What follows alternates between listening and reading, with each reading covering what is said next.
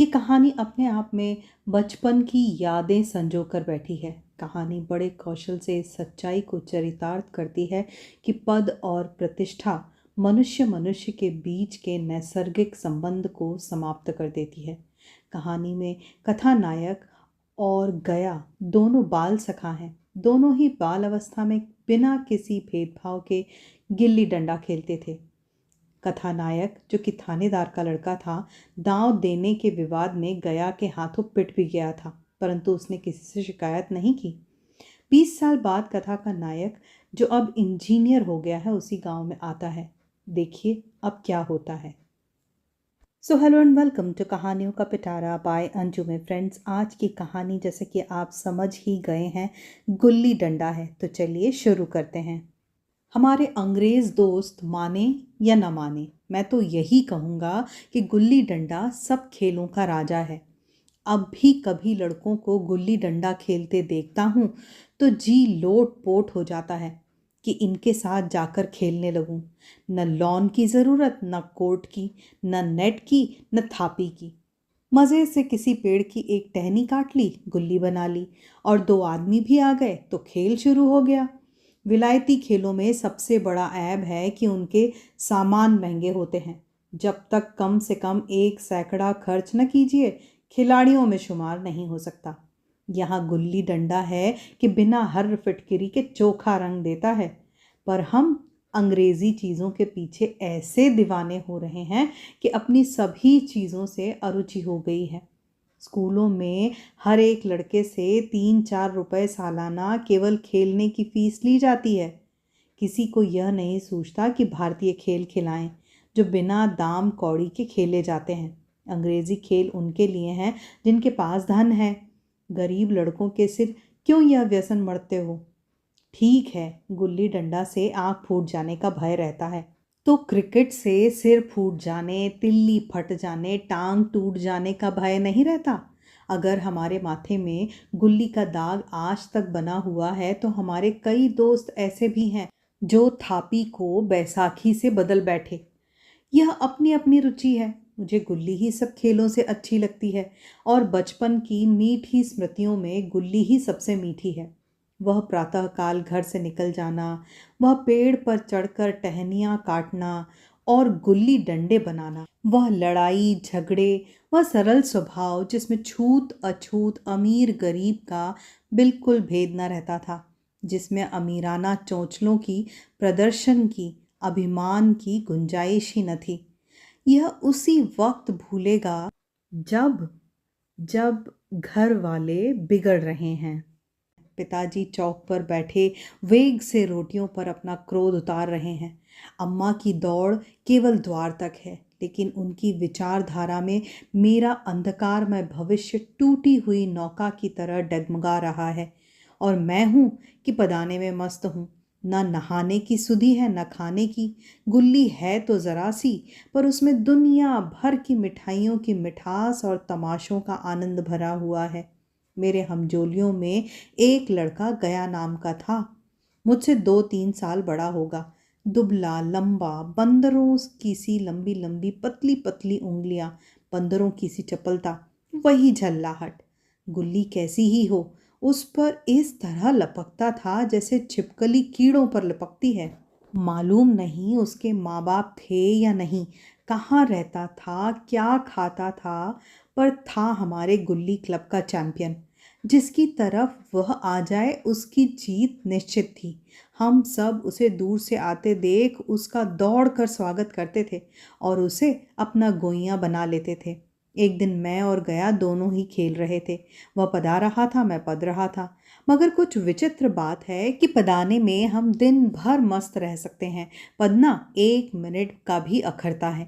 मैंने गला छुड़ाने के लिए सब चालें चली जो ऐसे अवसर पर शास्त्र विहित न होने पर भी क्षम्य है, लेकिन गया अपना दांव लिए बगैर मेरा पिंड न छोड़ता था।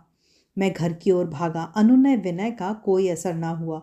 गया ने मुझे दौड़कर पकड़ लिया और डंडा तान कर बोला, मेरा दांव देकर जाओ। पदाया तो बड़े बहादुर बन के पदने के बेर भागे क्यों जाते हो? तुम दिन भर पदाओ तो मैं दिन भर पदता रहूं? हाँ, तुम्हें दिन भर पदना पड़ेगा। न खाने जाऊं न पीने जाऊं, हाँ, मेरा दाँव दिए बिना कहीं नहीं जा सकते। मैं तुम्हारा गुलाम हूँ? हाँ, मेरे गुलाम हो। मैं घर जाता हूँ, देखूँ मेरा क्या कर लेते हो। घर कैसे जाओगे? कोई दिल लगी है? दाँव दिया है, दाँव लेंगे। अच्छा, कल मैंने अमरूद खिलाया था, वह लौटा दो।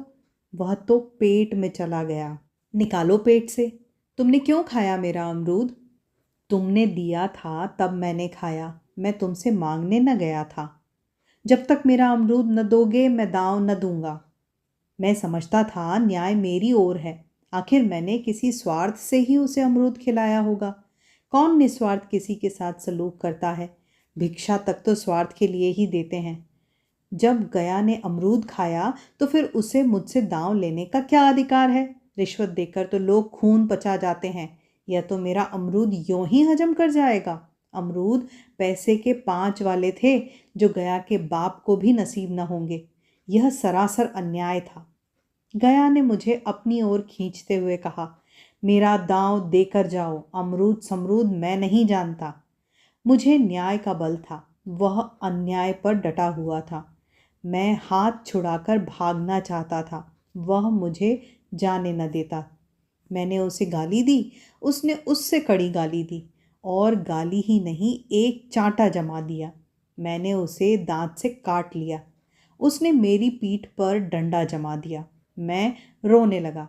गया मेरे इस अस्त्र का मुकाबला न कर सका, भागा। मैंने तुरंत आंसू पोंछ डाले, डंडे की चोट भूल गया और हंसता हुआ घर जा पहुंचा। मैं थानेदार का लड़का एक अदने से लड़के के हाथों पिट गया। यह मुझे उस समय भी अपमानजनक मालूम हुआ, लेकिन घर में किसी से शिकायत न की। उन्हीं दिनों पिताजी का वहां से तबादला हो गया। नई दुनिया देखने की खुशी में ऐसा फूला कि अपने हमजोलियों से बिछुड़ जाने का बिल्कुल दुख न हुआ। पिताजी दुखी थे। यह बड़ी आमदनी की जगह थी। अम्मा जी भी दुखी थीं। यहाँ सब चीज़ें सस्ती थी। मोहल्ले की स्त्रियों से घराव सा हो गया था। लेकिन मैं मारे खुशी के फूला न समाता था। लड़कों से जीट उड़ा रहा था कि वहाँ ऐसे घर थोड़े ही होते हैं। ऐसे ऊंचे ऊंचे घर हैं कि आसमान से बातें करते हैं। वहाँ के अंग्रेजी स्कूल में कोई मास्टर लड़कों को पीटे तो उसे जेल हो जाए। मेरे मित्रों की फैली हुई आंखें और चकित मुद्रा बतला रही थी कि मैं उनकी निगाह में कितना ऊंचा उठ गया हूँ। बच्चों में मिथ्या को सत्य बना लेने की शक्ति है, जिसे हम जो सत्य को मिथ्या बना लेते हैं क्या समझेंगे। उन बेचारों को मुझसे कितनी स्पर्धा हो रही थी। मानो कह रहे थे, तुम भगवान हो भाई, जाओ, हमें तो इसी ऊजड़ गांव में जीना है और मरना भी। 20 साल गुजर गए। मैंने इंजीनियरी पास की और उसी जिले का दौरा करता हुआ उसी कस्बे में पहुंचा और डाक बंगले में ठहरा। उस स्थान को देखते ही इतनी मधुर बाल स्मृतियां हृदय में जाग उठीं कि मैंने छड़ी उठाई और कस्बे की सैर करने निकला। आंख किसी प्यासे पथिक की भांति बचपन के उन क्रीड़ा स्थलों को देखने के लिए व्याकुल हो रही थी, पर उस परिचित नाम के सिवा वहाँ कुछ और परिचित न था। जहाँ खंडहर था वहाँ पक्के मकान खड़े थे। जहाँ बरगद का पुराना पेड़ था वहाँ अब सुंदर बगीचा था। स्थान की काया पलट हो गई थी। अगर उसके नाम और स्थिति का ज्ञान न होता तो मैं इसे पहचान भी न सकता। बचपन की संचित और अमर स्मृतियां बाहें खोले अपने उन पुराने मित्रों से गले मिलने को अधीर हो रही थी। मगर वह दुनिया बदल गई थी। ऐसा जी होता था कि उस धरती से लिपट कर रोऊं और कहूं, तुम मुझे भूल गई। मैं तो अब भी तुम्हारा वही रूप देखना चाहता हूँ। सहसा एक खुली हुई जगह में मैंने 2-3 लड़कों को गुल्ली डंडा खेलते देखा। एक क्षण के लिए मैं अपने को बिल्कुल भूल गया कि मैं एक ऊंचा अफसर हूँ, साहिबी ठाट में, रौब और अधिकार के आवरण में। जाकर एक लड़के से पूछा, क्यों बेटे, यहाँ कोई गया नाम का आदमी है? एक लड़के ने गुल्ली डंडा समेट कर सहमते हुए स्वर में कहा, कौन गया? गया चर्मकार? मैंने यूं ही कहा, हाँ हाँ वही। गया नाम का कोई आदमी है तो शायद वही हो। हाँ है तो जरा उसे बुला सकते हो? लड़का दौड़ता हुआ गया। और एक क्षण में एक 5 हाथ के काले देव को साथ लिए आता दिखाई दिया। मैं दूर से ही पहचान गया। उसकी ओर लपकना चाहता था कि उसके गले लिपट जाऊं, पर कुछ सोच कर रह गया। बोला, कहो गया, मुझे पहचानते हो? गया ने झुककर सलाम किया। हाँ मालिक, भला पहचानूंगा क्यों नहीं।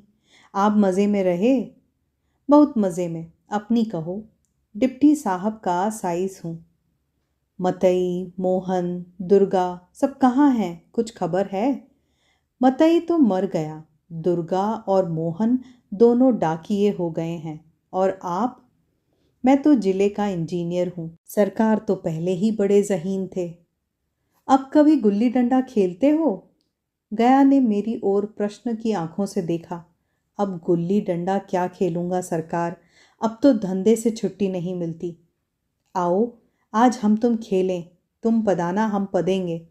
तुम्हारा एक दांव हमारे ऊपर है, वह आज ले लो। गया बड़ी मुश्किल से राजी हुआ। वह ठहरा टके का मजदूर, मैं एक बड़ा अफसर। हमारा और उसका क्या जोड़। बेचारा झेप रहा था, लेकिन मुझ में भी कुछ कम झेप न थी। इसलिए नहीं कि मैं गया के साथ खेलने जा रहा था, बल्कि इसलिए कि लोग इस खेल को अजूबा समझकर इसका तमाशा बना लेंगे और अच्छी खासी भीड़ लग जाएगी। उस भीड़ में आनंद कहाँ रहेगा। पर खेले बगैर तो रहा नहीं जाता।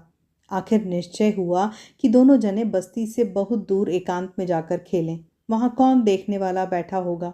मज़े से खेलेंगे और बचपन की उस मिठाई को खूब रस ले लेकर खाएंगे। मैं गया को लेकर डाक बंगले पर आया और मोटर में बैठकर दोनों मैदान की ओर चले। साथ में एक कुल्हाड़ी ले ली। मैं गंभीर भाव धारण किए हुए था, लेकिन गया इसे अभी तक मजाक ही समझ रहा था।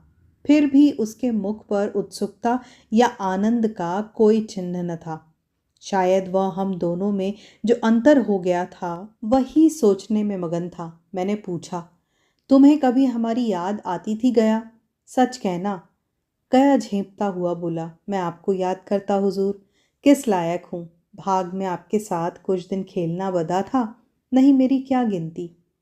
मैंने कुछ उदास होकर कहा, लेकिन मुझे तो बराबर तुम्हारी याद आती थी। तुम्हारा वह डंडा जो तुमने तान कर जमाया था, याद है ना? गया ने पछताते हुए कहा, वह लड़कपन था सरकार, उसकी याद ना दिलाओ। वाह, मेरे बाल जीवन की सबसे रसीली याद है। तुम्हारे उस डंडे में जो रस था वह तो अब न आदर सम्मान में पाता हूँ न धन में। कुछ ऐसी मिठास थी उसमें कि आज तक उससे मन मीठा होता रहता है। इतनी देर में हम बस्ती से कोई 3 मील निकल आए। चारों तरफ सन्नाटा है। पश्चिम की ओर कोसों तक भीमताल फैला हुआ है, जहाँ आकर हम किसी समय कमल पुष्प तोड़ ले जाते थे और उसके झुमके बनाकर कानों में डाल लेते थे। जेठ की संध्या केसर में डूबी चली आ रही है। मैं लपक कर एक पेड़ पर चढ़ गया और एक टहनी काट लाया। चटपट गुल्ली डंडा बन गया। खेल शुरू हो गया। मैंने गुच्ची में गुल्ली रख कर उछाली। गुल्ली गया के सामने से निकल गई। उसने हाथ लपकाया जैसे मछली पकड़ रहा हो। गुल्ली उसके पीछे जाकर गिरी। यह वही गया है जिसके हाथों में गुल्ली जैसे आप ही जाकर बैठ जाती थी। वह दाहिने बाएं कहीं हो, गुल्ली उसकी हथेलियों में ही पहुंचती थी, जैसे गुल्लियों पर वशीकरण डाल देता हो। नई गुल्ली, पुरानी गुल्ली, छोटी गुल्ली, बड़ी गुल्ली, नोकदार गुल्ली, सपाट गुल्ली सभी उससे मिल जाती थी। जैसे उसके हाथों में कोई चुंबक हो, गुल्लियों को खींच लेता हो। लेकिन आज गुल्ली को उससे वह प्रेम नहीं रहा। फिर तो मैंने पदाना शुरू किया। मैं तरह तरह की धांधलियां कर रहा था। अभ्यास की कसर बेईमानी से पूरी कर रहा था। हुच जाने पर भी डंडा खेले जाता था। हालांकि शास्त्र के अनुसार गया की बारी आनी चाहिए थी। गुल्ली पर ओछी चोट पड़ती और वह जरा दूर पर गिर पड़ती तो मैं झपट कर उसे खुद उठा लेता, दोबारा टांड लगाता। गया वह सारी बेकायदगियां देख रहा था, पर कुछ न बोलता था, जैसे उसे वह सब कायदे कानून भूल गए। उसका निशाना कितना अचूक था। गुल्ली उसके हाथ से निकलकर टन से डंडे में आकर लगती थी। उसके हाथ से छूटकर उसका काम था डंडे से टकरा जाना। लेकिन आज वह गुल्ली डंडे में लगती ही नहीं। कभी दाहिने जाती है, कभी बाएं, कभी आगे, कभी पीछे। आध घंटे पदाने के बाद एक बार गुल्ली डंडे में आ लगी। मैंने धांधली की, गुल्ली डंडे में नहीं लगी। बिल्कुल पास से गई लेकिन लगी नहीं। गया ने किसी प्रकार का असंतोष नहीं प्रकट किया। न लगी होगी। डंडे में लगती तो क्या मैं बेईमानी करता? नहीं भैया, तुम भला बेईमानी करोगे? बचपन में मजाल था कि मैं ऐसा घपला करके जीत बचता। यही गया गर्दन पर चढ़ बैठता। लेकिन आज मैं उसे कितनी आसानी से धोखा दिए चला जाता था। गधा है, सारी बातें भूल गया। सहसा गुल्ली फिर डंडे से लगी और इतने जोर से लगी जैसे बंदूक छूटी हो। इस प्रमाण के सामने अब किसी तरह की धांधली करने का साहस मुझे इस वक्त भी ना हो सका। लेकिन क्यों ना एक बार सबको झूठ बताने की चेष्टा करूं। मेरा हर्ज ही क्या है? मान गया तो वाह वाह, नहीं तो दो चार हाथ पदाना ही तो पड़ेगा। अंधेरे का बहाना करके जल्दी से गैल छुड़ा लूंगा। फिर कौन दांव देने आता है? गया ने विजय के उल्लास में कहा, लग गई लग गई। टन से बोली। मैंने अनजान बनने की चेष्टा करके कहा, तुमने लगते देखा? मैंने तो नहीं देखा। टन से बोली है सरकार, और जो कोई ईंट से लग गई हो। मेरे मुख से यह वाक्य उस समय कैसे निकला, इसका मुझे खुद आश्चर्य है। इस सत्य को झुठलाना वैसा ही था जैसे दिन को रात बताना। हम दोनों ने गुल्ली को डंडे में जोर से लगते देखा था, लेकिन गया ने मेरा कथन स्वीकार कर लिया। हाँ, किसी ईंट में ही लगी होगी। डंडे में लगती तो इतनी आवाज ना आती। मैंने फिर पदाना शुरू कर दिया, लेकिन इतनी प्रत्यक्ष धांधली कर लेने के बाद गया की सरलता पर मुझे दया आने लगी। इसलिए जब तीसरी बार गुल्ली डंडे में लगी तो मैंने बड़ी उदारता से दांव देना तय कर दिया। गया ने कहा, अब तो अंधेरा हो गया है भैया, कल पर रखो। मैंने सोचा कल बहुत सा समय होगा, यह न जाने कितनी देर पदाए, इसलिए इसी वक्त मामला साफ कर लेना अच्छा होगा। नहीं नहीं, अभी बहुत उजाला है, तुम अपना दांव ले लो, गिल्ली सूझेगी नहीं। कुछ परवाह नहीं। गया ने पदाना शुरू किया, पर उसे अब बिल्कुल अभ्यास न था। उसने 2 बार टांड लगाने का इरादा किया, पर दोनों ही बार हुच गया। 1 मिनट से कम में वह दांव पूरा कर चुका था। बेचारा घंटा भर पदा, पर 1 मिनट में ही अपना दांव खो बैठा। मैंने अपने हृदय की विशालता का परिचय दिया। एक दांव और खेल लो, तुम तो पहले ही हाथ में हुच गए। नहीं भैया, अब अंधेरा हो गया है, तुम्हारा अभ्यास छूट गया है। कभी खेलते नहीं?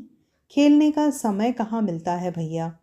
हम दोनों मोटर पर जा बैठे और चिराग जलते जलते पड़ाव पर पहुंच गए। गया चलते चलते बोला, कल यहाँ गुल्ली डंडा होगा, सभी पुराने खिलाड़ी खेलेंगे, तुम भी आओगे? जब तुम्हें फुर्सत हो तभी खिलाड़ियों को बुलाऊं। मैंने शाम का समय दिया और दूसरे दिन मैच देखने गया। कोई 10-10 आदमियों की मंडली थी। कई मेरे लड़कपन के साथी निकले। अधिकांश युवक थे जिन्हें मैं पहचान न सका। खेल शुरू हुआ। मैं मोटर पर बैठा बैठा तमाशा देखने लगा। आज गया का खेल, उसका वह नैपुण्य देखकर मैं चकित हो गया। टांड लगाता तो गुल्ली आसमान से बात करती। कल की सी वह झिझक, वह हिचकिचाहट, वह बेदिली आज न थी। लड़कपन में जो बात थी, आज उसने प्रौढ़ता प्राप्त कर ली थी। कहीं कल इसने मुझे इस तरह पदाया होता तो मैं ज़रूर रोने लगता। उसके डंडे की चोट खाकर गुल्ली 200 गज की खबर लाती थी। पदने वालों में एक युवक ने कुछ धांधली की। उसने अपने विचार में गुल्ली लपक ली थी। गया का कहना था गुल्ली ज़मीन में लगकर उछली थी। इस पर दोनों में ताल ठोकने की नौबत आ गई। युवक दब गया। गया का तमतमाया हुआ चेहरा देखकर डर गया। अगर वह दब न जाता तो ज़रूर मारपीट हो जाती। मैं खेल में न था, पर दूसरों के इस खेल में मुझे वही लड़कपन का आनंद आ रहा था जब हम सब कुछ भूलकर खेल में मस्त हो जाते थे। अब मुझे मालूम हुआ कि कल गया ने मेरे साथ खेला नहीं, केवल खेलने का बहाना किया। उसने मुझे दया का पात्र समझा। मैंने धांधली की, बेईमानी की, पर उसे ज़रा क्रोध न आया, इसलिए कि वह खेल न रहा था, मुझे खिला रहा था, मेरा मन रख रहा था। वह मुझे पदाकर मेरा कचूमर नहीं निकालना चाहता था। मैं अब अफ़सर हूँ। यह अफ़सरी मेरे और उसके बीच में दीवार बन गई है। मैं अब उसका लिहाज़ पा सकता हूँ, अदब पा सकता हूँ, साहचर्य नहीं पा सकता। लड़कपन था, तब मैं उसका समकक्ष था। हम में कोई भेद न था। यह पद पाकर अब मैं केवल उसकी दया के योग्य हूँ। वह मुझे अपना जोड़ नहीं समझता। वह बड़ा हो गया है, मैं छोटा हो गया हूँ। गुल्ली डंडा तो एक खेल था, लेकिन उसके बहाने प्रेमचंद जी हमें उस बचपन की याद दिला गए जहाँ दोस्ती में न कोई ऊंच नीच थी, न कोई भेदभाव। शायद इसीलिए बचपन तो बीत जाता है, लेकिन उसकी यादें और सच्चे दोस्त दिल में हमेशा गुल्ली डंडा खेलते रहते हैं। आपको बचपन का कौन सा खेल याद आता है और कौन से मित्र याद आते हैं? क्या आप भी बचपन की गलियों में दोबारा दौड़ना चाहते हैं? कमेंट्स में ज़रूर बताइए। Thank you, thanks for listening and stay connected.